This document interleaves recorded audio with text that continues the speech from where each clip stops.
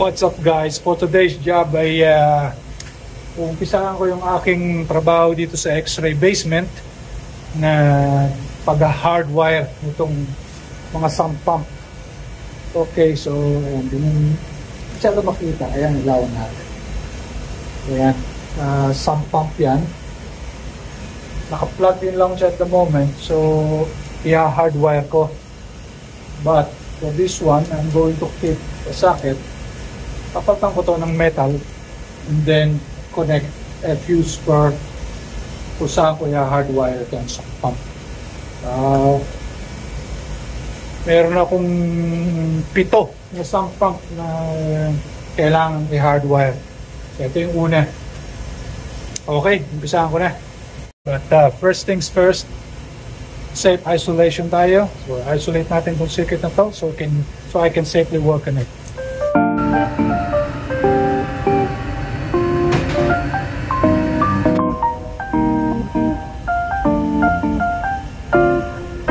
Natanggal ko na yung lumang socket. Nakabit ko nitong bagong metal box and then itong box para sa aking fuse spur.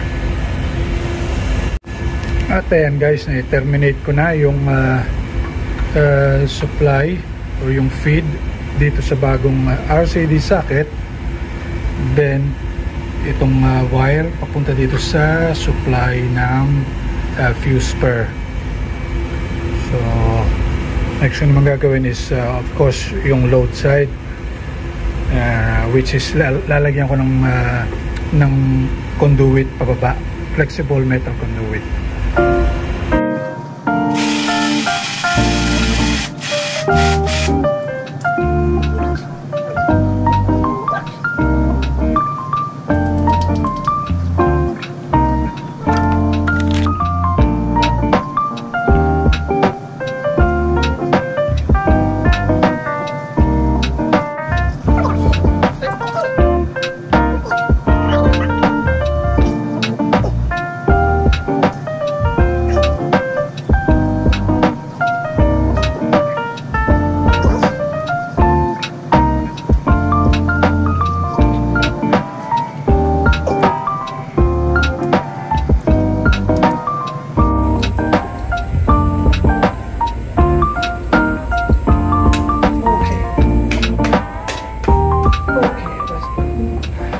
Okay, so this is now done guys. Ayan, palitan ko na yung RCD socket, then unswitch fuse spur, then ayan, it goes down to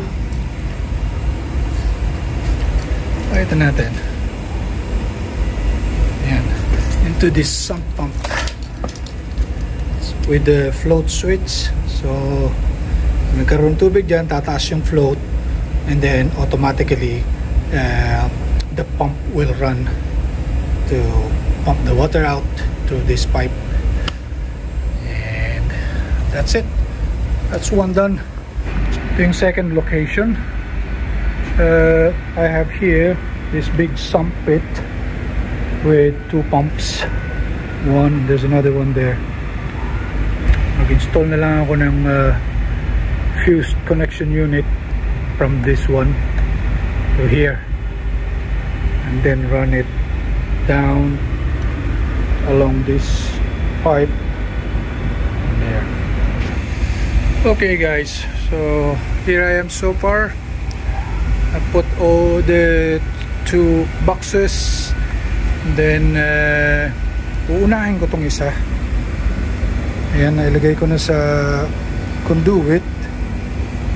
Hindi ko pa pinifix. I'll do that last. And then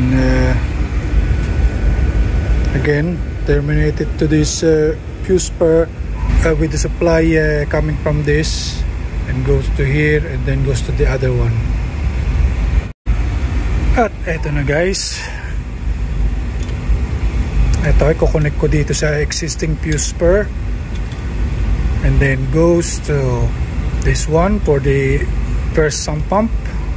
Ito yung load side niya papunta sa pump, and then loop to the next fuse spur for the second pump.